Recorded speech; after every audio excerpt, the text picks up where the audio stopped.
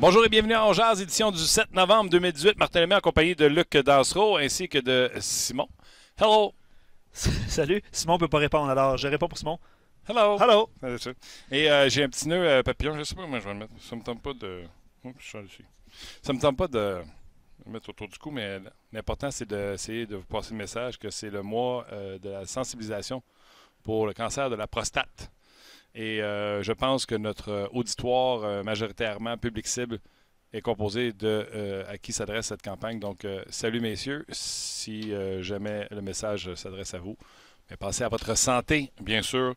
Donc, le mois de la sensibilisation. Luc, comment vas-tu? Ça va super bien, toi aussi? Oui, écoute, match weird hier. Match weird, le Canadien qui sort quand même assez bien. Prend le vent, les Rangers sont là. Tu as l'impression que le Canadien est meilleur. Prend le vent 2-1, 3-1. Puis tu te dis, ça y est, c'est fait. Ça y est, c'est fait. Et là, en plus, c'est encore plus fait parce que les Rangers se mettent à courir après tout le monde. Pierre Rudd, en parlant de la description du match, dit il va faire attention, c'est 3-1, c'est le genre de choses qui peut arriver. Avec Gros McLeod qui a l'air de sortir d'une institution. Ouais, disons que. Avoue qu'il a l'air d'un débile. Ouais, ben il voulait provoquer, mais ouais, à un moment donné, les fuses se sont touchés, comme on dit. Ah oui, bel innocent. Fait que là, il part après tout ce qui bouge à la glace, entre autres de Drouin. Drouin, bravo, bien vendu la chose. Et là, après ça, il y a eu ce coup de Brandon Smith, qui en plus, on se dit, j'ai rien fait. Yoel Armia a sorti. Ouais. Pour moi, cet événement-là, avec le 4 minutes que le Canadien n'a pas été capable de gérer, on dirait que le Canadien s'est dit, c'est 3-1. Pas pour raison de stresser. Je ne s'est jamais installé pendant 4 minutes l'autre bord. A pris ça à la légère, selon moi. Puis après ça, on a voulu, étant donné qu'on n'a pas fait justice avec le jeu puissant, on a voulu se faire justice d'une autre façon. L'indiscipline. L'indiscipline. Ouais. Moi, la bullshit, va dire plus cru que Claude Julien. Là, la bullshit de fatigue mentale que Carey Price a parlé. Puis encore là, j'ai écouté l'entrevue de Carey Price. Là. Il laisse sous-entendre pas mal plus qu'il dit fatigue mentale. Mais juste le fait de le laisser sous-entendre. Hey, comment Big? C'est pas deux matchs en 2 soirs où tu as joué à Winnipeg un jour puis le lendemain à Vancouver, que tu as pris l'avion, tout ça. Tu es resté dans le même hôtel. Tu es resté dans les mêmes couvertes. Lâche Fortnite, là. Puis va jouer au hockey. Anyway. Ouais, réponse de politicien Exact. après un match. Gaston, salut! Là, j'ai bien entendu le gros McLeod. Ouais. Les gros. Parfait. Salut, mon gros Lemay. Ben, ça va? Ça va bien, toi? T'es en train de dire que j'ai le 16 de McLeod? Non, mais t'es plus gros que moi. Si toi, tu penses que tu peux le traiter de gros, je te traite de gros. Non, non, c'est une farce. Je t'écoutais. Ce que tu dis, il y a une certaine logique. La seule chose que je suis pas tellement en accord avec toi, c'est que le Canadien menait 3-1. Et ça arrive dans des matchs de hockey. Et ça arrivé hier à Canadien. Il ne méritait pas de mener 3-1. Même si je pense que New York était dans le champ complètement, puis qu'ils ont donné des coups, mais New York a joué pour gagner.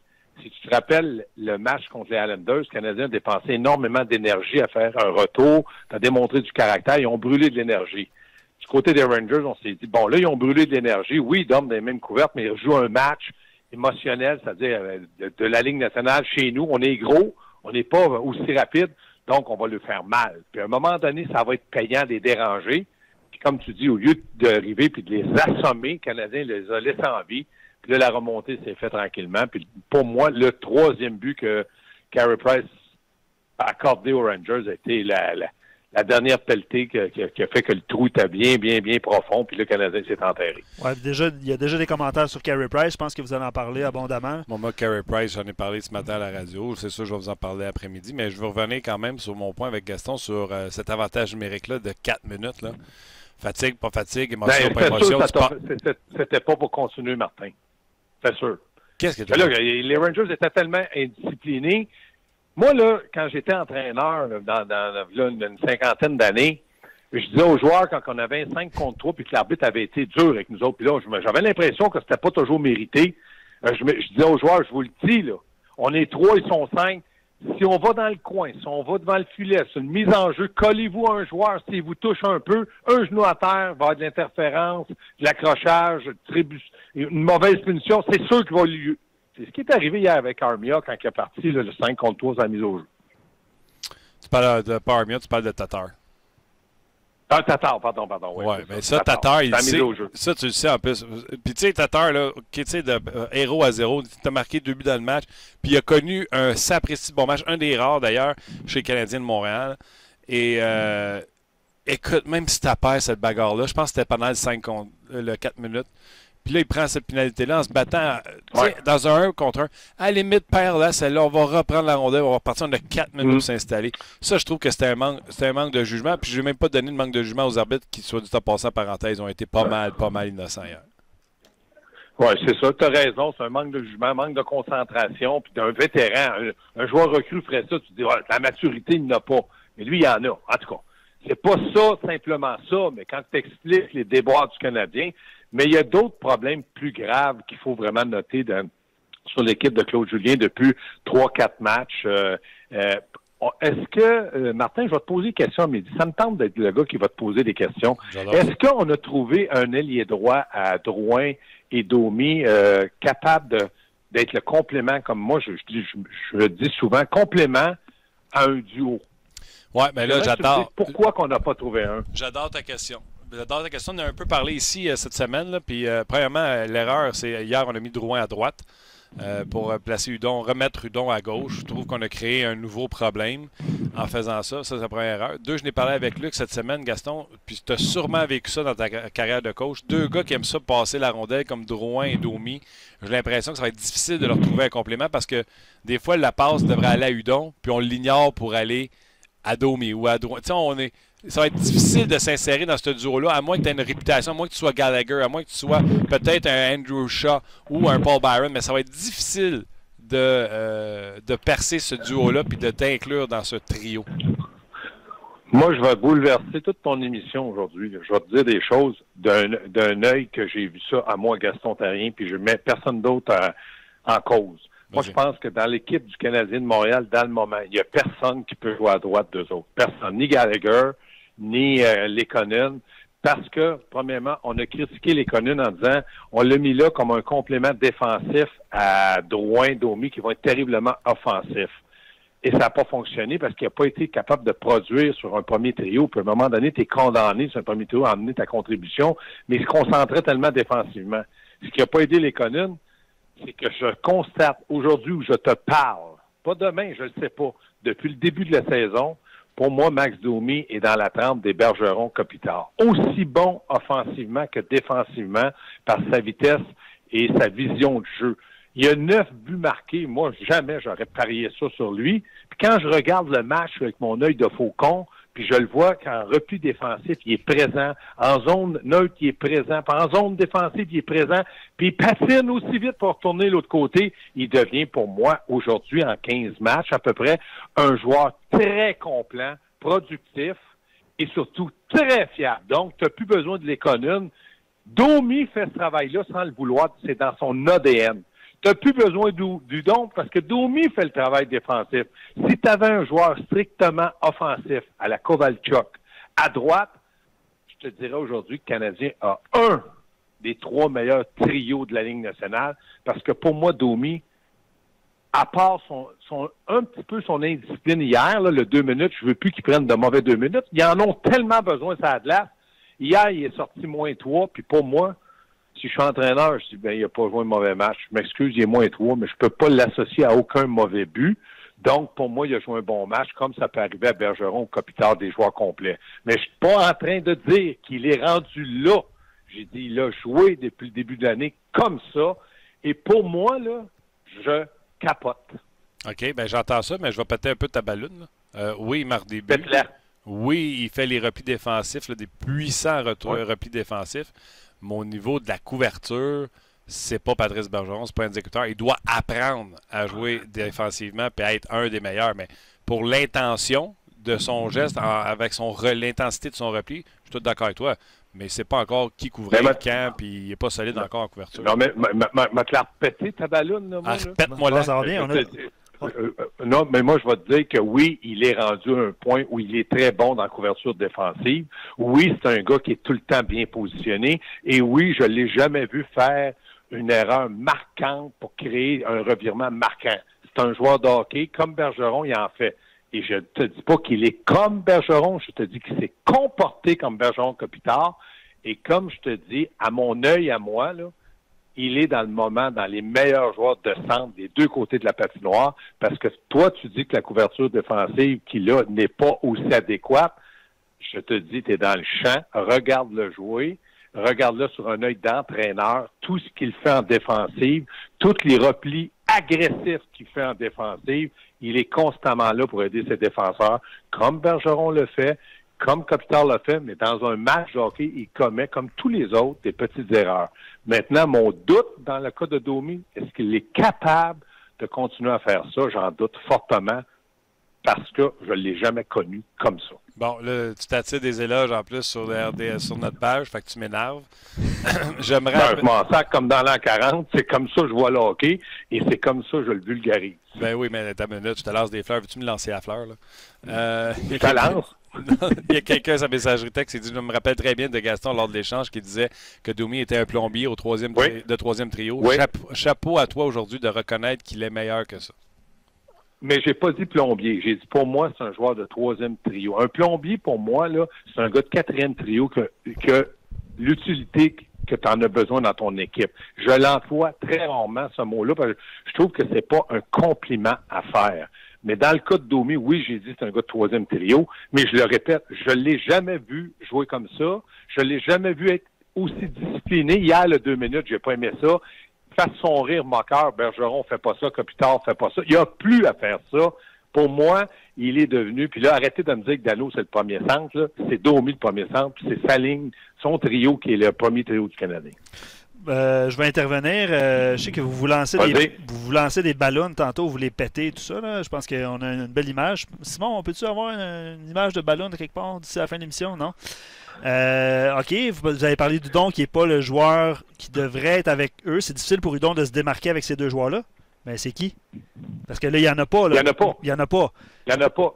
Mais si je m'appelle Marc Bergevin, là, Luc, ce que je fais, là, je me mets à la recherche d'un marqueur. Je dis, quel est le prix que je peux donner pour avoir un marqueur? Parce que là, je viens de me trouver un duo qui semble être heureux et des affinités avec Drouin et puis Domi. Et dans mon centre qui est Domi, il est bon joueur de centre en marquant des buts, puis il a une confiance parce qu'il lance puis il marque. Ça, c'est la confiance.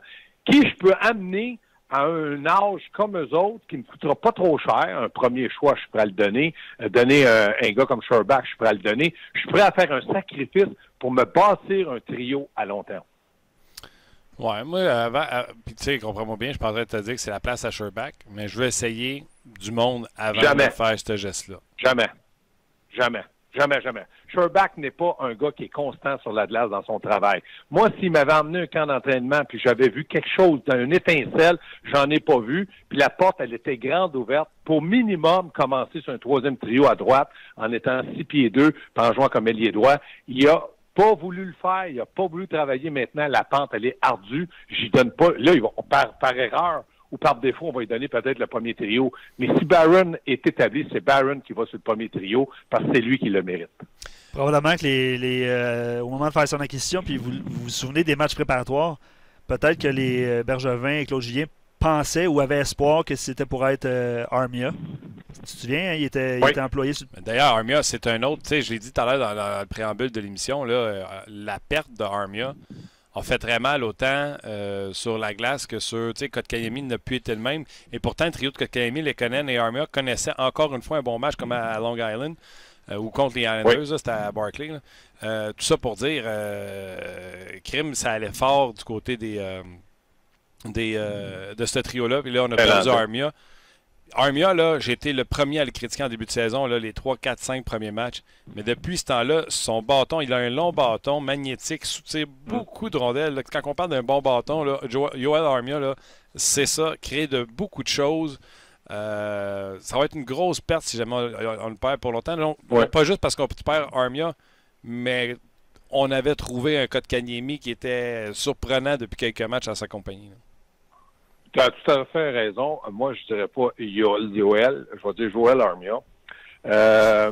tu as raison, mais il est dans la bonne chaise sur le troisième trio. C'est pour ça que tout ce que tu as dit, tu as entièrement raison. Donc, je te lance des fleurs à mon tour. Il est bien positionné pour aider un jeune comme Kotkaniemi, qui était son idole, et bien complété par Lekonen, qui aime jouer ce genre de style de jeu-là. Et en étant sur un troisième trio, tu ne fais pas toujours face au premier trio. Donc ça donne à Armia, ça cache le fait qu'il est un peu moins rapide que tous les autres joueurs du Canadien. Là, quand je parle de rapide, Drouin, Barron, Max Domi. Donc ça, pour moi, Martin, tu as entièrement raison. Oui, ça va faire mal aux Canadiens. Bon, après les ballons, les fleurs, ça va bien, les gars? Voilà. Elle pose en bien contre moi. Il y a Phil sur notre page. Les gens ont des suggestions. Vous avez parlé un peu de transactions, tout ça. Arrête, vous avez parlé, c'est toi qui l'as amené avec ton grand sourire de... Ben ouais, non, c'est Gaston qui l'a mentionné. Non, c'est toi, t'étais... Luc Dansereau, je ne sois pas hypocrite, tu m'as écrit, tu me dis, parle de transactions, moi, aimé ça. Vas-y, continue. J'adore ça.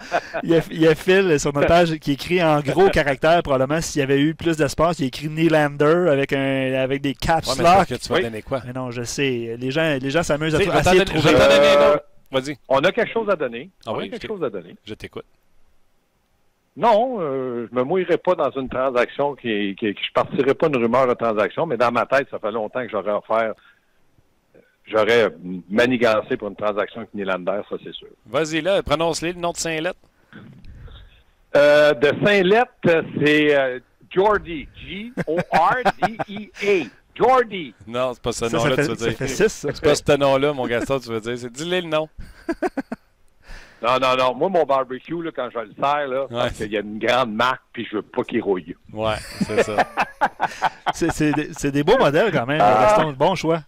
C'est des beaux modèles. Coûte cher. Mais je pense pas que le Canadien pourrait échanger. Tu le vois, là, à long terme, la défensive du Canadien va finir par plier. Là. Ça prend un Shea Weber dans ta défensive. Tu peux pas le donner même pour Nylander. Oui, mais ça, tu as raison. Mais premièrement, si tu veux donner Shea Weber, comme tu dis, il faut qu'on ait quelque chose en retour. Puis là, c'est un complément en avant qui marque des buts puis qu'on pense qu'il va faire une grande carrière contre un défenseur. Mais moi, quand je regarde la défensive du Canadien, puis je suis conscient que Shea Weber est un défenseur numéro 1. Mais quand je regarde pourquoi ça fonctionne moins depuis 4-5 matchs, il y a moins de cohésion. Exemple, Martin, quand Wallet joue avec Mété, les jeunes se parlent et disent, écoute, quand je vais forcer le joueur à la ligne bleue, couvre-moi par le centre. Si la rondelle passe, je vais récupérer la rondelle. Si je fonce en zone ennemie, couvre-moi par le centre pour oublier le centre. Puis moi, je vais regarder, pour fermer le centre, moi, je vais regarder si notre troisième homme est là, puis je vais prendre la décision. Là, la cohésion n'est plus là. Il manque un petit peu de ça. Donc, on recule beaucoup trop. On donne des surnoms. Qu'est-ce que ça fait quand un défenseur n'est pas le meilleur défenseur défensif de la planète, puis qui est toujours en surnombre? Je pense à Petrie, je pense à Ben, je pense à tous les défenseurs. Tu te jettes par terre, tu plonges dans une piscine, tu te mets à nager dans la neige, tu manges un peu de glace, puis tu dis, mais j'ai essayé, mais ça n'a pas fonctionné. C'est ce qu'on voit du Canadien. Hey, mais attends une seconde, là. C'était dans mes notes, là, le plongeage de défenseurs là, depuis le match de lundi des Islanders. Puis je trouve que le parfait exemple, c'est le premier but des Rangers. Ben plonge, il fait l'arrêt, il intercepte la rondelle, mais le gars reprend la rondelle parce que Ben est en train de glisser dans les coins. Fait qu'il s'est sorti du jeu quand même, fait la passe de côté et c'est le but. Ça, là, ils ont tout pogné la maladie en même temps, ou tu penses que c'est le coach des défenseurs qui leur dit ça, c'est une bonne technique? Non, c'est ça, je te dis, Martin. Regarde le début des jeux. C'est une situation de surnombre pour l'équipe adverse. Et surnombre à 2 contre 1, 3 contre 1. Quand tu es 3 contre 2, tu restes debout. C'est rarement que tu vas aller à terre. Puis quand tu vas à terre, il faut que ça marche à 100%. Exemple, tu dis toujours à un joueur d'avant, fais pas une passe transversale dans ta zone, c'est dangereux, c'est à haut risque. Qu'est-ce qu'a fait Hudon contre Tampa Bay? Il a essayé. Mais là, il était au désert. Je viens de dire à haut risque. Quand tu te la fais couper, tu te fais casser les doigts. Quand ça fonctionne, il y a une échappée puis un but. Beau jeu, mon ami, mais refais plus jamais ça, je t'arrache la tête. Ouais. Moi, c'est comme ça. Puis, Canadiens, dans le moment, les attaquants, par leur succès qu'ils ont eu, trichent un peu plus offensivement. Moins un petit peu responsable défensivement, puis on n'a pas la défensive pour être capable de pallier à ça. Et hier, on n'avait pas le gardien de but pour pallier à une deuxième erreur de la défensive, et Carey Price n'a pas fait les arrêts d'un gars qui est un joueur concession. Bon, ben parlons-en. Carey Price, dans ses 4 derniers matchs, 3. Oui, je t'amène ton sujet. Ben oui. Ben, moi, je voulais parler de transactions. Les gens ont des idées, là.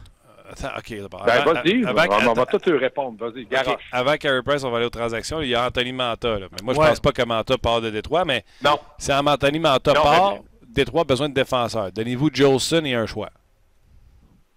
Non, mais c'est pas juste ça. C'est pas de donner ça. Est-ce qu'Anthony Manta peut être capable de jouer à la hauteur, pas du talent, de la vitesse de Drouin et puis Max Domi?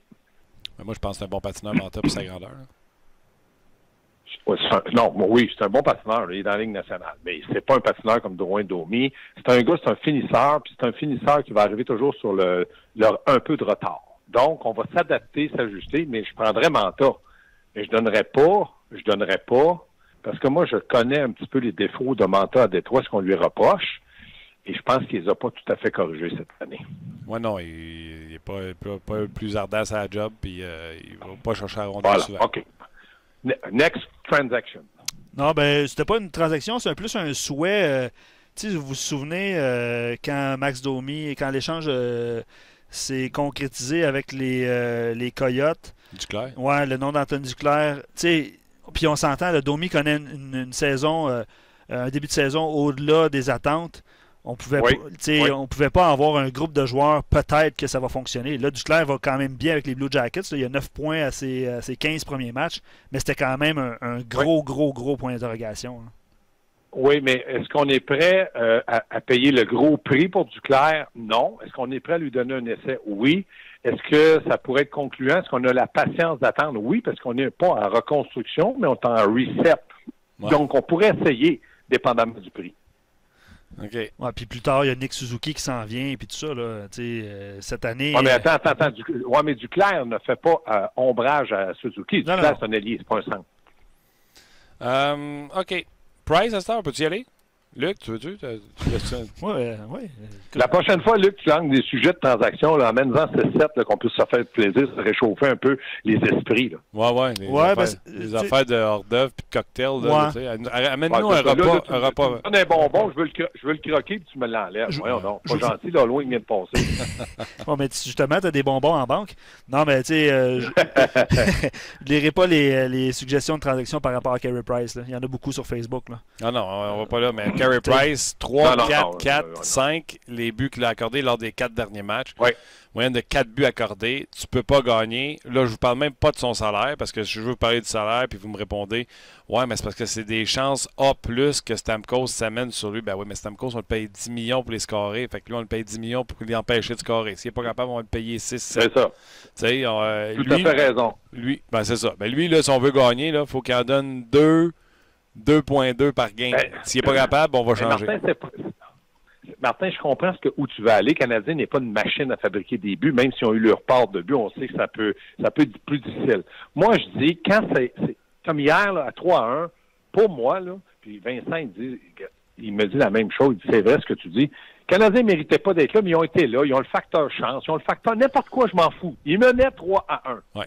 Oups, ça s'est mis à un peu de nervosité, d'indiscipline. Appelle ça comme tu veux. Faut que Price, comme joueur concession, et moi, je vais te parler de son salaire, par le fait qu'on lui donne beaucoup d'argent, c'est là qu'il doit s'élever comme un grand. Et où je rejoins Martin, un autre bouquet de fleurs, Stamkos, il est payé pour la mettre dedans, on ne dit pas joue défensif, on dit mets là-dedans. Price, il ne peut pas marquer. Comme Martin dit, il faut qu'il les arrête. Au bon moment, il doit faire l'arrêt, puis il sort Canadien, puis il gagne, mettons, 4-3. Tu dis, Price était correct, mais il y a eu le 2 points. Niemi, 3-1, ils ont gagné. Niemi était... au début, il n'a pas été trop bon. Niemi, dans 20 ans, ils vont dire, le match contre les Islanders, il nous a donné 2 points de classement. C'est tout ce qui compte maintenant dans la business du hockey. Puis Price doit, au bon moment, réparer, corriger un peu la nervosité ou les erreurs de certains de ses défenseurs ou même attaquants. Absolument. Et, tu sais, je vais donner des exemples. Le deuxième but... attends, j'ai un blanc, mais le troisième, c'est celui qui reçoit... OK, le deuxième but, c'est D'Angelo qui frappe la barre horizontale puis 40. Je veux bien croire que c'est un beau lancer, mais il avait quand même de la ligne bleue. Même s'il est voilé, le job dans la vie, c'est de l'avoir. Troisième but, c'est un lancer encore du haut des cerfs, voir la ligne bleue qu'il y a dans le plastron qui échappe à ses pieds puis quelqu'un prend le retour. il est supposé de la garder. Puis je le sais, là, on peut nommer tous les défenseurs. Le Patriot, ça n'a pas été facile pour lui, puis je peux vous en nommer. Là. Mais c'est lui là, qui fait la job à la fin. Là, tu comprends? Fait que là, lui, il est supposé de la garder. Oui. La troisième, le biguisateur, est supposé de la garder. Et la quatrième, il y a les deux patins dans le béton. Puis comme tout le monde, après, Jolson qui s'est fait dépasser. Là, il y a les patins dans le béton, puis il se fait contourner. Moi, mon gardien de but, là, quand je joue aux jeux vidéo à NHL 2009, reste collé de même sur son poteau, je le bench. Tu comprends-tu? C'est des buts que tu ne dois pas accorder dans le national. T'as entièrement raison, Martin, mais moi, je joue pas à ces jeux-là. Je suis pas habile. J'ai les mains pleines de pouces. Donc, moi, je dis d'accord. Mais Jolson, là, quand on regarde l'erreur, les défenseurs, pas juste Jolson, tous n'auraient pas fait cette erreur-là. Là, il y avait un manque de confiance. Donc, il a reculé avec... Il n'y avait pas beaucoup de vitesse en plus. Fait que c'est sûr qu'il était vulnérable. Ce qu'on ne voyait pas en début de saison. Donc, un petit peu de manque de confiance. Mais si Price fait l'arrêt, Jolson dit « Ouf, j'ai échappé belle, j'ai mal fait ça, je me suis mal synchronisé. » Des erreurs un peu de jeunesse qu'ils doivent corriger pour être des meilleurs joueurs. Moi, c'est là que Price doit, comme tu dis, intervenir. Puis moi, la question que je pose à Martin, parce que je ne suis pas un spécialiste de gardien de but, c'est qu'il aurait pu harponner aussi le joueur quand il a coupé devant lui avec son bâton. Oh, il aurait pu faire bien les choses, entre autres, mais c'est parce que tu peux pas être statique. Il aurait pu faire l'arrêt. Oui, tu peux pas être statique. Puis c'est pas la première fois cette année qu'on prend un Carey Price, les deux pieds arrêtés, les deux pieds plats. Il y a eu un 2 contre 1 il n'y a pas si longtemps où ce qui s'est fait prendre, je l'ai mentionné en ondes. Et c'est pas le Carey Price qu'on connaît. Puis les histoires de il va retrouver sa game ou il est en train de retrouver sa game ou ça se replace, ça va se replacer. Écoute bien, là. La saison, c'est 82 games. J'ai pas le temps d'attendre 20 parties que tu te replaces, puis t'en joues 60. Fait que si j'en passe 20, il va t'arrêter. Peut-être, tu comprends-tu, Gaston, ça marche pas, là. Mais moi, j'ai une suggestion pour ça, Martin. Ouais. Au lieu que Luc se casse les bobines à écrire « Voulez-vous faire des transactions sur son affaire d'Internet? » qui marque donc s'il y a quelqu'un qui a retrouvé la game à Price, qui amène ça au Centre Bell, ils en ont besoin pour jeudi. Absolument. Le message est fait. J'étais prêt. J'ai juste pesé sur Enter. C'est ça. Non, c'est ça pareil. Puis, tu sais, moi, j'ai adoré Claude Julien en point de presse en disant l'excuse de la fatigue mentale, c'est non. 4-3-1, ce match-là aurait dû être terminé. Que c'est pas le système de jeu défensif le problème, c'est que c'est des erreurs individuelles à des mauvais moments. Le Canadien a pinché beaucoup trop à des mauvais moments. À un moment donné, Jolson a donné une mise en échec d'impact. Tu mènes. À quoi bon donner cette mise en échec d'impact? Tu n'as même pas récupéré la rondelle. Tu comprends-tu? C'est ce que je te disais, Martin. Un peu, la prise de décision n'est pas toujours la bonne. Mais c'était la première fois cette année, puis c'est pas une excuse, là. Je constate que le Canadien jouait 2 matchs en 2 soirs. Pas de fatigue. Là. Ils n'ont pas de fatigue. Mais sauf qu'ils avaient laissé tellement d'énergie contre les Islanders. Comment on peut se préparer mentalement pour la concentration, prendre la bonne décision? C'était beaucoup demandé, mais c'est un défi pour la jeune équipe de Claude Julien. Et comme tu l'as bien expliqué, je pense que on peut pas trouver d'excuses. Il faut exécuter, puis ça s'est mal passé pour la première fois d'un match en 2 soirs. Et je vous ferai remarquer que Claude Julien était très intelligent. Normalement, on donnait le premier match à Price, le deuxième match à Niemi. Là, il a gardé son gardien d'impact frais et dispo en disant « Si jamais je sens un petit peu de fatigue de la part de ma jeune gang à défendre, Carey va être là. » Non, puis il avait bien commencé en plus. Oui. Il avait bien commencé le match. Oui. Je vous lis... Je vous lis deux commentaires. Alain sur Facebook qui résume la partie. C'est un assez long message, puis je vais revenir au message de Charles sur notre page On Jase. Alain dit c'est simple pour expliquer la défaite. Là. La minute qu'Armia s'est blessé, on aurait dit que le Canadien ne savait plus jouer. 2, Drouin est encore à rêver à son match contre les Islanders. 3, Julien était si entêté à jouer 4 trios qu'il a mélangé tous ses joueurs après, puis on dirait qu'il était plus capable de faire une passe. C'est l'explication d'Alain. Puis Charles Bélanger... Attends un peu, Luc. Vas-y. 30 secondes. Alain, ce que tu dis, il y a une certaine logique. On a le droit d'analyser le match à notre façon. Sauf que Claude Julien n'est pas mélangé à 4 trios. Canadien de Montréal, son ADN, étant donné qu'ils sont petits et rapides et l'exécution elle doit être très, très parfaite, tu es obligé de jouer à 4 trios. En début de saison, dans les 5-6 premiers matchs, on était capable de donner au 4e trio 12-13 minutes de temps de glace. Et là, tu voyais que le rythme était là. On avait un rythme. En anglais, ils appellent ça, Martin, un pace. Tu sais, là, ça y allait. Mais quand tu surutilises les mêmes, puis qu'ils sont physiquement petits, à un moment donné, ils viennent fatigués. Parce qu'hier, il y en a un qui a écrit à l'antichambre, « Ouais, mais hey, un match de tennis, ça dure 5 heures. » Je le sais que ça dure 5 heures, mais là, on joue pas au tennis, on joue au hockey, baptême. Non, puis, moi, c'est l'explication que j'en donne. Claude Julien, il sait qu'il doit jouer à 4 trios. Mais est-ce que Deslauriers, Shaw et Péka t'en donnent assez pour lui donner 12 minutes de temps de glace par match? La réponse, elle est non. Non, puis pas juste ça. Dans dans un deuxième match en 2 soirs, il a été privé d'Armia. Fait qu'il a fallu qu'il double des joueurs. Double shift des joueurs. C'est sûr. Charles était au Madison Square Garden hier. Wow! Puis il nous écrit merci Charles de ton partage. Puis il dit l'énergie de l'amphithéâtre a complètement changé après la punition de 16 minutes de McLeod. Les fans, les Rangers étaient devenus fâchés, mais ils ont transféré cette énergie-là pour rebondir. C'est l'opinion de Charles. Puis évidemment, après, il parle de Price là, qui ne peut pas se permettre d'accorder le 3e puis le 5e but pour garder l'équipe dans le match. Puis il rajoute c'était dur d'être là-bas avec cette fin de match-là pour le Canadien. En tant que partisan des Canadiens, il dit que c'était un petit peu difficile d'être dans le building parce que les fans des Rangers étaient... Il y a tout le temps de l'animosité. Oui, absolument. Ouais, mais moi, je vais juste résumer une courte phrase. Charles, sois fier de porter ton chandail dans le moment, n'importe où dans la Ligue nationale. L'équipe de hockey du Canadien de Montréal est une équipe qui compétitionne à tous les soirs avec des défauts, mais ils ont de grandes qualités. Oui, puis ils ne gagneront pas toutes. Si c'était bon pour Kiki, ça va être bon pour Coco. Les Islanders ont échappé, on a vanté le Canadien. Là, les Canadiens qui mènent par 3-1, puis ils l'ont échappé. Et puis c'est une jeune équipe, c'est normal. C'est normal.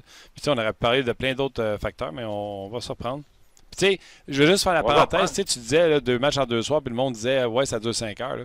David Perron, qui s'en vient à un moment donné, nous a déjà expliqué que lui, quand la partie est finie puis qu'il rentre à l'hôtel après le match, pas chez eux, là, à l'hôtel, il en a encore pour 2 heures à 2h30 à suer sa vie. Puis il dit j'ai pris ma douche, tout ça. Là, il dit je rentre dans l'hôtel puis je baisse les calorifères à 16 parce que je crève ma vie tellement qu'il était à l'effort. Ouais, c'est vrai. C'est vrai, il a entièrement raison. J'ai pas joué longtemps, mais je sais c'est quoi faire ça. Puis il a entièrement raison. Sauf que s'il rentre à l'hôtel, et David, je le crois qu'il rentre à l'hôtel, tu peux trouver un certain repos, tu vas un peu t'apaiser, tu vas relaxer. C'est juste qu'à l'occasion, il y en a qui rentrent pas toujours à l'hôtel, puis c'est sûr que c'est là que même si c'est des couvre-feux, il y a toutes sortes de façons de jouer. Mais si c'est fait comme ça, oui, il a raison à 100%, je l'approuve. Gaston, on s'en rejoint plus tard aujourd'hui. Juste avant de quitter, vous vu la petite vidéo hier à l'entraînement? Oui, Gaston, ben oui, c'était bon. Leur imitation des sénateurs. Sam est excellent aussi au volant. Sam est excellent, mais vous auriez dû voir la face de Mario puis Vincent. Ça valait 1 million, on a tellement ri, là, ça n'a pas de bon sens. Un bon flash. En plus, j'ai l'impression que vous n'êtes pas sorti du garage. Moi. Non, mais j'ai chargé 4 km à RDS de tourner dans le garage, puis M. Sinot est venu nous voir en disant « Êtes-vous en train de voler quelque chose? » Je reconnaissais le garage, puis il faisait juste tourner autour des pilotes. Ben oui. Ben oui.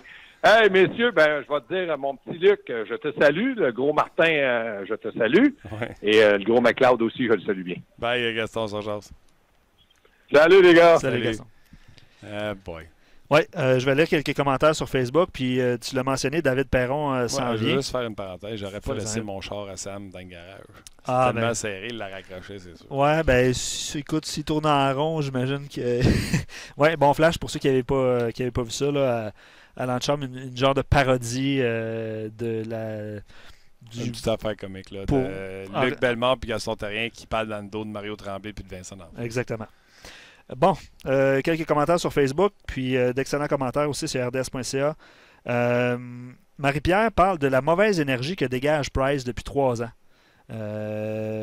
Évidemment, là, comme d'autres auditeurs, suggèrent une transaction de Price, puis on n'ira pas là. Le Price est ici pour rester, en tout cas, à moins d'un revirement de situation. Quand il gagne, cette année, il n'a pas volé de match. C'est un peu ça l'essentiel des commentaires qu'on a reçus sur nos pages d'énergie. Elle a raison. Elle a raison. Sur nos pages d'énergie? Non, j'ai dit à cause de l'énergie. OK.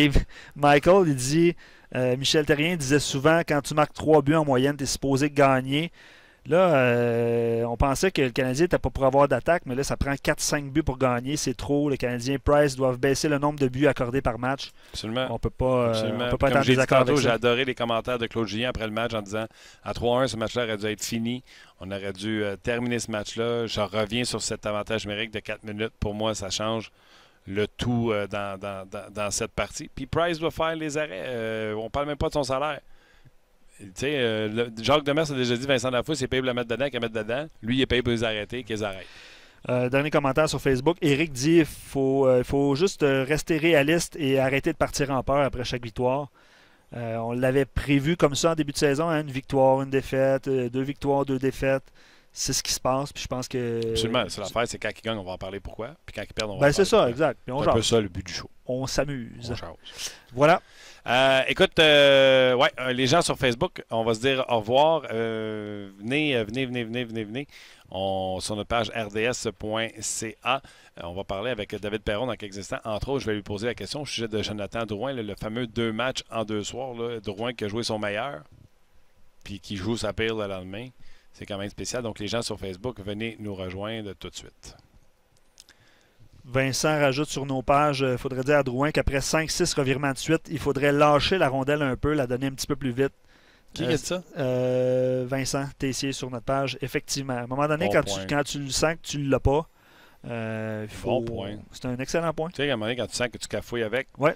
Des fois, c'est ça, hein? Tu te dis, crème, je suis Jonathan Drouin, je peux me reprendre, puis là, tu essaies d'en faire trop, puis tu t'enlises dans tes affaires. Bon point, Vincent, bon point, Luc. Oscar dit moi, je pense qu'au retour de Weber, ça va grandement aider Price. Oscar, ça, c'est un autre excellent point. Il a raison. Peut-être que le gars qui est devant Carey Price, peut-être. Alors que Price échappe la rondelle sur le 3e but, peut-être qu'il se fait casser l'avant-bras avec un double échec de Weber. On l'a Effectivement. Parlant de performance aussi, je ne sais pas si tu as écouté en parallèle, tu as regardé en parallèle le match des sénateurs. Sénateurs qui sont rebondis après leur scandale. J'ai juste eu le temps de les voir prendre des buts, puis voir Matt Duchesne faire un revirement dans son territoire, dans le slot. Puis là, j'ai pris Twitter, j'ai fait « Hey, peut-être si t'écoutais... » Parce que c'est lui dans la vidéo qui dit qu'il a fait 3 semaines qu'il n'écoute pas le coach. Peut-être si t'avais écouté le coach, t'aurais compris que c'est pas là qu'on envoie une rondelle libre.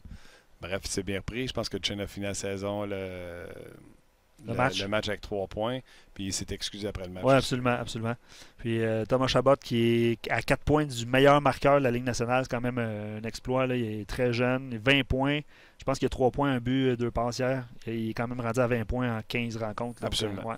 Il va très bien de ce côté. Tu l'as dans ton pouls, surtout un pouls la masse salariale. Ça va bien pour toi dans ton pouls, c'est sûr. OK, on va aller rejoindre immédiatement David Perron. David Perron, salut. Salut Martin, ça va bien? Ça va très bien toi-même? Oh oui. Écoute, grosse semaine. Ça a commencé avec une performance contre les Mets de Vegas. Là, tu m'avais dit que Reeves n'avait aucune chance de t'accoter sur l'argent au tableau, donc tu as perdu ta mise. Ouais, effectivement. Regarde, Ryan Reeves, honnêtement, j'étais impressionné. Autre que de l'argent, c'est de la douce, j'étais impressionné en ce moment. Là, il y a une belle opportunité devant lui là, de jouer plus de minutes avec les blessés qu'en Vegas. Il pense 4 ou 5 buts cette année, donc crédit à lui là, de vraiment avoir ce up au bon moment pour lui, pour sa carrière, puis pour l'équipe de Vegas. Je sais que ça va pas aussi bien qu'il va en ce moment. Mais c'est un des points positifs pour la saison jusqu'à date. Comment s'est passé ce match-là pour toi? C'est pas la première fois que tu affrontes une de tes anciennes équipes, mais c'était l'équipe avec laquelle tu avais vécu une saison de rêve, ça. Y avait-tu quelque chose de différent que les autres fois que tu as affronté tes anciens clubs? Ouais, c'est un peu plus émotionnel, mais j'ai trouvé que pendant le match, j'étais capable de jouer ma game. C'est déjà arrivé un peu comme quand je joue à Montréal, c'est un peu de nervosité, que je me sens jamais stable dans le match. C'est le genre de choses que si un jour je joue à Montréal ou whatever, ça prendrait, mettons, 15-20 matchs, là, d'après moi, pour vraiment devenir confortable à jouer ma game. C'est un peu la même chose. Chaque fois que je jouais contre les Blues, là, je me sentais jamais à 100% à l'aise avec soit avec la rondelle ou dans le match, étant donné différents. Je joue contre des gars, Petrangelo, des gars de même que j'ai des bonnes amitiés avec eux, l'histoire que j'ai avec les Blues. Cette fois-là, j'ai l'impression que j'ai joué ma game un peu plus. Puis, je sais pas, j'ai été super que les gars sont d'avant. C'est la chimie que j'avais avec ces gars-là, c'est incroyable. C'est ça, en bout de ligne, je trouve ça triste de pas avoir la même chance de réessayer avec le même groupe ou à peu près avec les Golden Knights. C'était quand même mon choix numéro 1 de rester là. Ça n'a pas fonctionné. Puis, les Blues, c'est la meilleure deuxième option quasiment pour moi, là, étant donné que la familiarité avec la ville, tout ça, c'était facile pour ma famille, mais encore une fois, là, pour revenir à cette soirée-là, je pense, 19 joueurs là, des Golden Knights, ça a été un souper très plaisant, on a eu du fun, ça a rappelé beaucoup de souvenirs, puis en même temps, beaucoup d'émotions. Honnêtement, à la fin du souper, dans ma tête, là, je l'ai pas démontré aux gars, mais j'étais un peu triste de ne pas pouvoir revivre ça avec eux autres. Faut partir à l'hôtel avec eux autres. J'avais le goût quasiment, mais tu sais, en même temps, là, côté professionnel, je veux dire, c'est un moment qui s'est passé pendant 5 minutes dans ma tête, je tourne la page, puis avec les 12, je suis avec les 12, je suis content d'être ici, mais je pense que tout le monde peut comprendre mon feeling. La raison, je suis capable d'en parler ouvertement aussi, c'est j'ai énormément de respect pour les 12, mais en même temps, je pense que toute l'histoire, les échanges que j'ai eus, le fait qu'ils m'ont laissé pas protéger, c'est pas de quoi que je sens pas que je manque de loyauté envers les 12. Là. Je pense que c'est quoi, c'est le contraire de continuer de revenir ici. Je pense que j'adore la ville et l'équipe aussi. Là. Je pense que tout le monde peut me comprendre quand tu vis de quoi avec une équipe comme on a vécu non seulement là, de se rendre en finale à la Coupe d'année, mais de tout être dans le même bateau, vraiment de pas être protégé, d'aller là, d'avoir une bonne saison. En tout cas, la suite des choses, on va en dire long, mais on verra. Ah oui, ben regarde, c'est tout à ton honneur. Les Knights jouent-ils la même chose que l'an passé? Tu sais, Calais va affronter samedi, là, qu'est-ce qu'on peut s'attendre que Calais va avoir devant eux? Ben, j'ai pas parlé énormément avec les entraîneurs, là. J'ai fait leur dire salut, tout ça. J'ai l'impression qu'ils cherchent encore leur match de 60 minutes. Ça, c'est un grand cliché dans le monde du hockey. Mais ça reste que c'est vrai. Quand t'es pas capable d'amener présence après présence, d'avoir une idée, le trio à William Carlson va amener ça. L'année passée, le trio d'Éric Harley va amener ça. Cody Eakin, Pierre-Édouard Bellemare, tout ça. En tant qu'entraîneur, j'ai entendu l'expression, tu peux quasiment te fermer les yeux et tu as une idée de ce qui se passe sur la glace. Donc en ce moment, un peu comme les Blues, je pense qu'ils cherchent leur match de 60 minutes, leur constance. Puis c'est un peu, je pense, la raison pourquoi il manque de succès. Oui, il y a des blessures, mais en même temps, on a vécu des blessures avec les Marc-André Fleury l'année passée, tous les gardiens de but qu'on a passé au travers. Je pense que c'est quoi, quand tu manques ton gardien numéro 1, c'est encore plus difficile que n'importe quel autre joueur. On avait trouvé le moyen de non seulement de gagner des matchs, mais de continuer de monter au classement. Donc, je pense que toutes les équipes vivent des blessures aussi. Non, c'est clair. Je me souviens, même rendu au 4e gardien, vous aviez quand même réussi à garder ça à flot. Là. Vous n'aviez pas coulé à pic. On peut s'attendre à un match rapide quand même samedi. Ben effectivement, ils ont beaucoup de rapidité.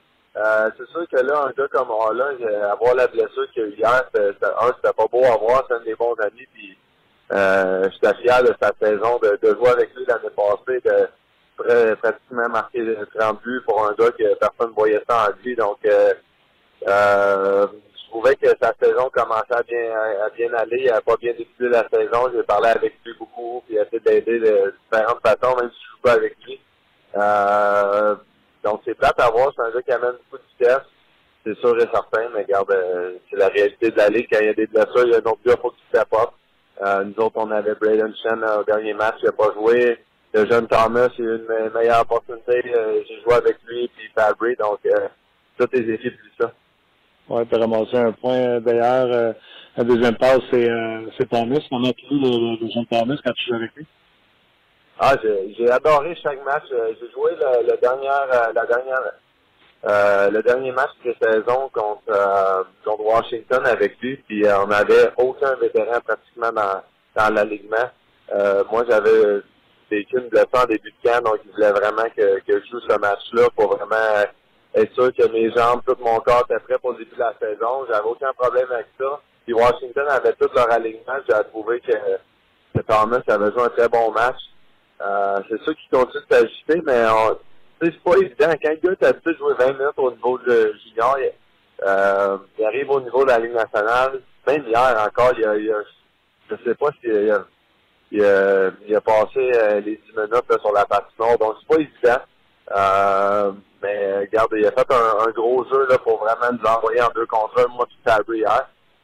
Puis nous autres, on a fait un bon jeu après ça pour que ça en vienne un but, mais ça reste qu'avant le premier jeu, ben, il n'y a rien qui se passe, c'est lui qui l'a fait. C'est clair.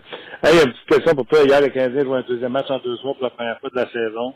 Puis Carey Price a laissé planer qu'il y avait peut-être, pour expliquer le breakdown qu'il y a eu, peut-être de la fatigue mentale pour expliquer les mauvaises prises de décision, etc. Puis Claude Julien a dit qu'il n'achetait pas la théorie de la fatigue mentale. Tout le monde jouait des 2 matchs en 2 soirs.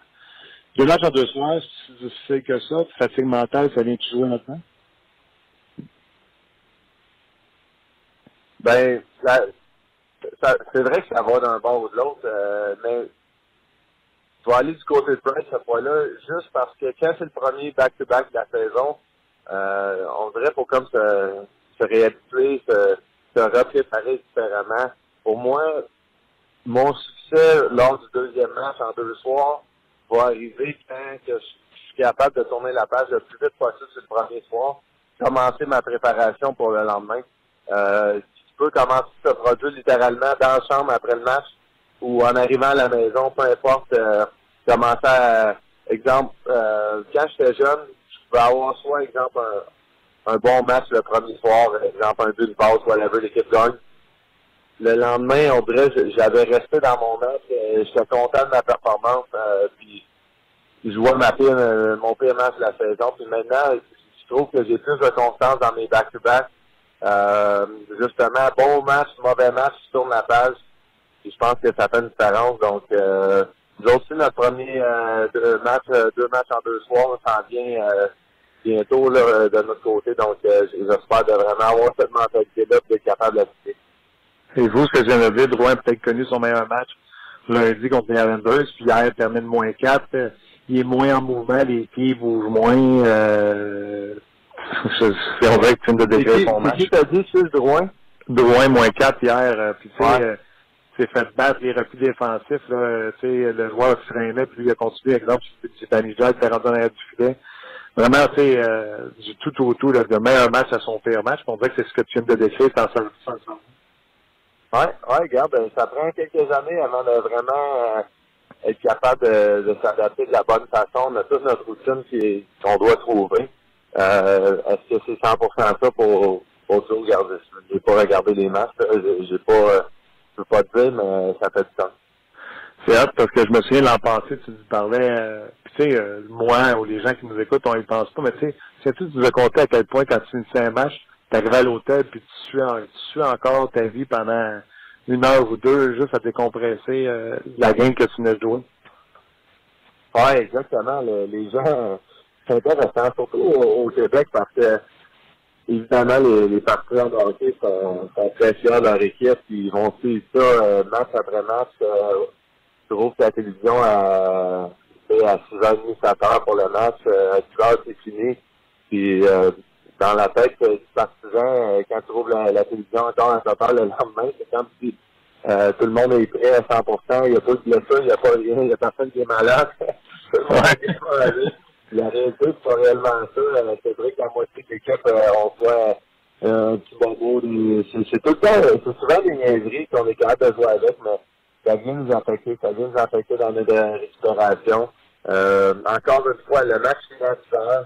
Le temps que tout le monde a pris leur douche, paqué l'équipement, les trainers, tout ça. Il est rendu 11h, on prend l'autobus, on s'en va dans l'avion, dépendamment si c'est à un autre ville. Tu prends un vol, tu vas partir, par exemple, 11h30, minuit, tu arrives en 1h30 à l'autre destination, l'autobus, tu rentres dans ta chambre d'hôtel, il est rendu 2h30, tant que tu t'endormes, il est 3h, 3h30. Des fois, ça peut que ça soit 2 heures, des fois c'est 3 heures, mais je pense que ça fait une différence le lendemain quand tu te lèves, t'es pas capable d'aussi bien dormir, ta routine est changée, tout est différent. Encore une fois, plus que tu vieillis dans la ligue, on dirait que tu trouves le moyen de t'adapter plus facilement à ça, tu as de l'expérience là-dedans. Mais ça reste que c'est rare que tu aies la même énergie le lendemain. Mais regarde, encore une fois, c'est juste pas aux gens la différence, là, vraiment. Là, c'est pas de quoi qu'on peut pas jouer, qu'on peut pas performer le lendemain, mais ça fait une différence. Ouais. Mais là, hier, il était à New York, puis New York le lendemain.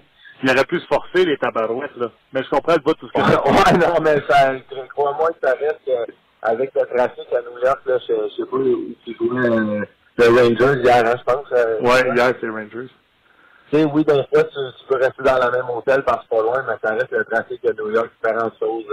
C'est sûr qu'il était à l'hôtel probablement vers 11h30, donc c'était pas mal mieux.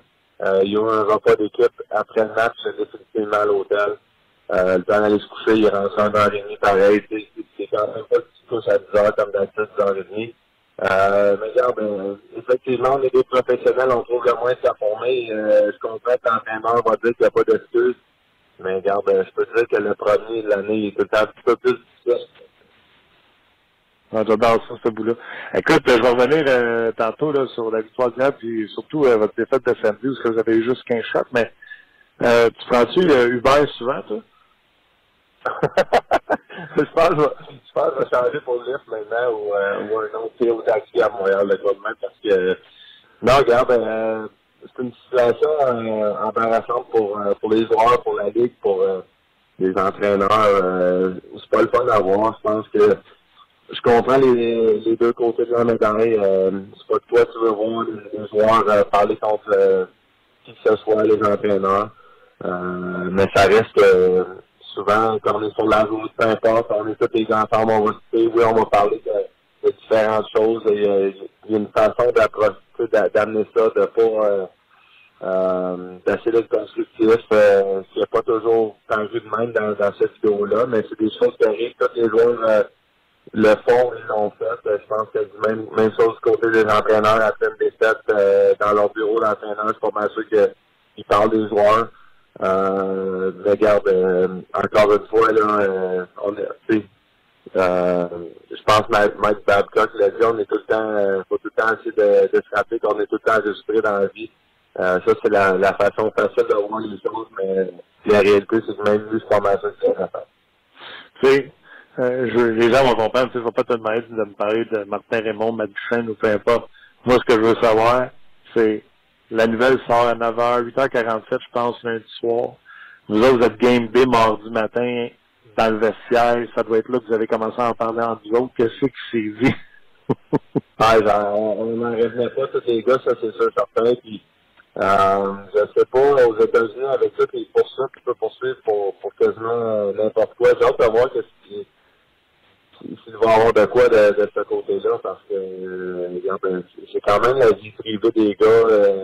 Je trouve ça un peu un coup bas de la part du chauffeur Uber, là, tu sais, en bout de ligne, ça change absolument rien dans la vie de personne, qu'est-ce que les gars vont dire dans un Uber, puis s'il y a de quoi, d'un certain côté, il est privilégié d'avoir des conversations différentes que la vie de tous les jours dans son Uber, dans tout cas, regarde. Moi, c'est ça que j'ai pas aimé que les gars parlent contre un Québécois en matin, mais regarde, comme tu as dit, c'est des choses qui arrivent, il y a une façon de dire les choses aussi pour pas que ça sonne aussi négatif que c'était. Je pense que les conversations vont arriver dans toutes les chambres, dans toutes les équipes, dans toutes les tactiques qui sont arrivées. Peut-être pas aussi drastique que ça, peut-être pas aussi cru que ça, mais oui, les gars, on veut tout le temps améliorer notre système de jeu, on veut tout le temps améliorer différentes choses. On est tous là pour la même raison, pour gagner, puis honnêtement, je refais la même chose. Les gars d'Ottawa, c'est la même chose. On parle tous une fois contre notre exemple, notre boss, ou peu importe, on va à la maison en boys autour d'une coupe de vin, quoi, tu parles, quoi, ton ta blonde ou ton chum, des niaiseries, mais en bout de ligne, tu le penses pas, donc c'est le même que ça marche. Exactement. Je sais, de toute façon, à toute fois qu'on se parle, nous autres, je pense dans le dos de mon producteur Luc, fait qu'on fait pareil. Parfait, ça. Hey, deuxième match cette semaine, samedi, ce qui est arrivé, vous avez fait manger au niveau des lancers. Je pense que vous avez eu 15 lancers, t'en as 3, Don en a 4, le 4-2, vous en avez 7.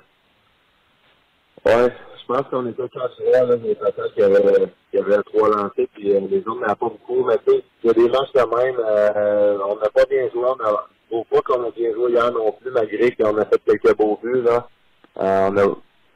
Regarde, c'est le fun de pouvoir dire qu'on a eu la victoire, on la méritait pas. Souvent dans ces cas-là, tu gagnes le match, ou est-ce que tu perds le match, tu n'as pas bien joué, cette fois-là, on n'a pas bien joué, on a trouvé le moyen de gagner pareil. Donc, ça nous permet de respirer un peu, de venir aujourd'hui dans les 2 prochains jours avoir des bonnes pratiques, améliorer certaines choses encore une fois. Puis, regarde, il y a tout le temps l'équipe qui joue comme ça, c'est pas facile. Faut améliorer clairement. Là, on donne beaucoup trop de lancers depuis le début de la saison, on donne beaucoup trop de chances de marquer. Même hier encore, il y a eu 4 ou 5 poteaux contre nous autres. Et, effectivement, ça aurait pu rentrer dans le net. Donc, faut améliorer notre game. Trouves-tu que c'est injuste qu'on ait congédié Canville dans le mois de novembre quand c'est Movember? Ouais, c'est ça. Un des gars qui a la moustache en plus. Regarde, après 10, 11 saisons, peu importe le nombre de saisons, là, moi, pratiquement, là, depuis le début de ma carrière, c'est Canville en arrière du banc des Blackhawks. J'ai entendu que du positif sur cet entraîneur-là, de toute l'organisation des Blues qu'il avait eu auparavant, là, dans les années 2000. Tous les joueurs qui ont joué pour lui, même chose avec les Blackhawks. Donc, c'est impressionnant. C'est la raison pourquoi il a réussi d'être là toutes ces années-là avec le succès qu'il a eu. Je pense 3 Coupes Stanley. Donc, chapeau à lui, évidemment. Je pense que s'il voulait avoir un emploi déjà demain matin, je suis pas mal sûr qu'il pourrait en trouver une dans quelques villes de la Ligue nationale. Puis en même temps, ben, il y a 1 an et demi, 2 ans à pouvoir penser à faire le bon choix pour lui, sa famille. Puis c'est un des meilleurs entraîneurs de l'histoire. Donc, chapeau à lui. Vite, t'aurais un coach de 33 ans, ça te dérangerait-tu? C'est-tu l'âge de nouvel entraîneur? Exactement. Ah ouais. Il y a 4 joueurs plus vieux que lui dans son équipe. Ouais, ben c'est la tendance, on dirait, pour même les directeurs gérants, pour de toutes les façons. Je l'ai jamais vraiment vécu. C'est difficile à dire. J'ai hâte de voir. En même temps, tu sais, comme je te dis, j'ai tout le temps un gars comme Hitchcock, même Michael, c'est un des plus jeunes, mais ça reste qu'il est plus vieux que tous les joueurs de notre équipe. Non, je suis pas sûr que ça me dérangerait en bouger. Ah ben, mais peut-être quand tu vas en avoir un, tu vas être capable de te faire pousser une Movember. Ouais. Ah, ma moustache est tellement pas belle, j'aimerais le faire, mais ça fait pas de sens pour moi pendant 30 jours. Si c'était une semaine, je pourrais le faire. Ouais, ça passe ça. Hey, David, super fin, on se rejoint la semaine prochaine. Yes, sûr, Martin, ça me fait plaisir. Voilà, c'était David Perron. Toujours le fun de parler avec David de tout et de rien. Puis quand je l'ai appelé, là, il a décroché le téléphone. Puis la première affaire qu'il m'a dit, il dit je présume que tu me parlais d'Uber. Ah ouais, hein? Pour ça, j'y ai posé la question. Qu'est-ce que vous vous êtes dit entre vous autres dans la chambre quand vous êtes rentrés? C'est sûr qu'il devait être avec les téléphones. Puis, hey, t'as-tu vu? Ouais. Ben, puis en tout cas, on l'a dit à un moment donné dans l'émission, là, mais belle performance quand même des sénateurs qui sont rebondis. Je pense que c'est 7-3 la marque finale. Ouais. C'est derrière 2-0. C'est sûr, oui, effectivement. C'est sûr que ça doit un peu calmer je sais pas, les ardeurs de. Les Golden Knights vont disputer le prochain match demain à Ottawa avant de s'amener à Montréal samedi. Carl Michael pose une bonne question. Vous avez parlé de Joel Canville. On en a parlé aussi hier à l'émission. Il se pose la question, est-ce qu'il va à un moment donné revenir derrière le banc et où? Il nomme Ottawa, Détroit, Floride.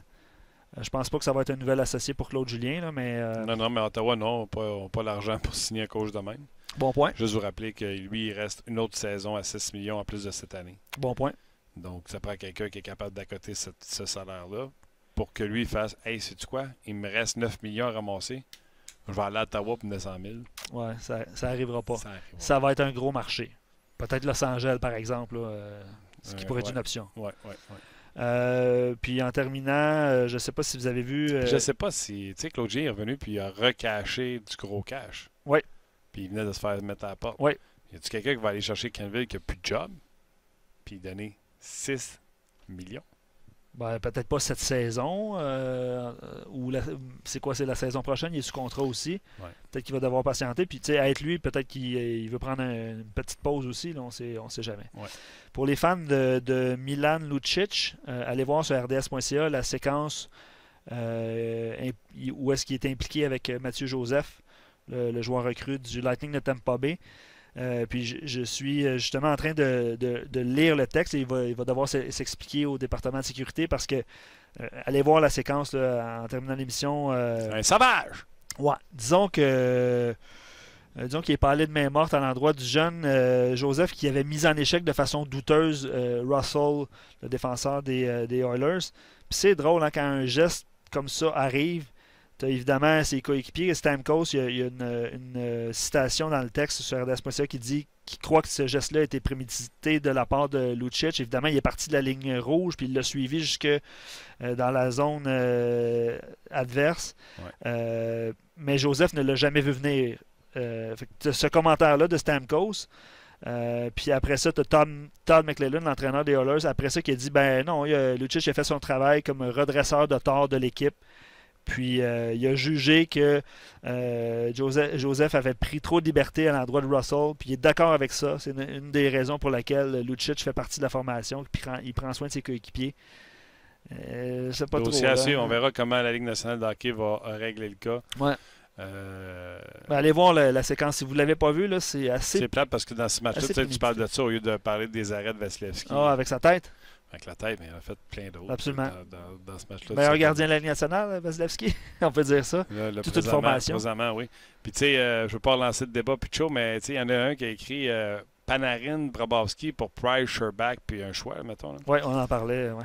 Puis là, c'est parce que, tu sais, au début, tu te fais, ben, jamais Columbus va faire ça. Tu sais, Price pour Bobrovsky qui a déjà, tu sais, 2 Vizina, puis Panarin en plus. Mais c'est parce que Bobrovsky et Panarin, les deux, sont agents libres sans compensation à la fin de l'année.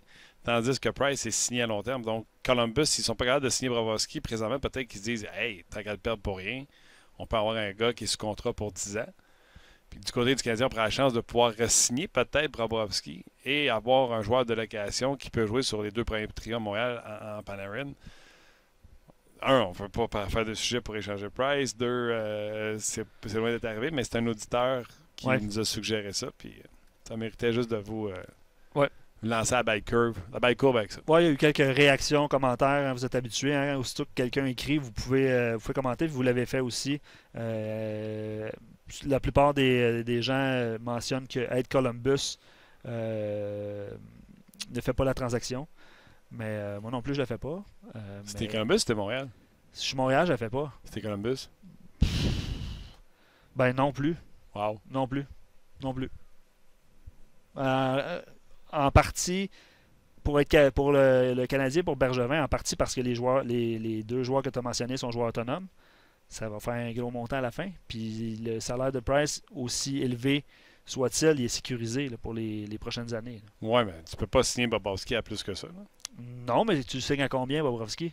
Tu sais, avec ses trophées. Mais même si c'était le même salaire, que Carey Price, puis à moi je me trompe.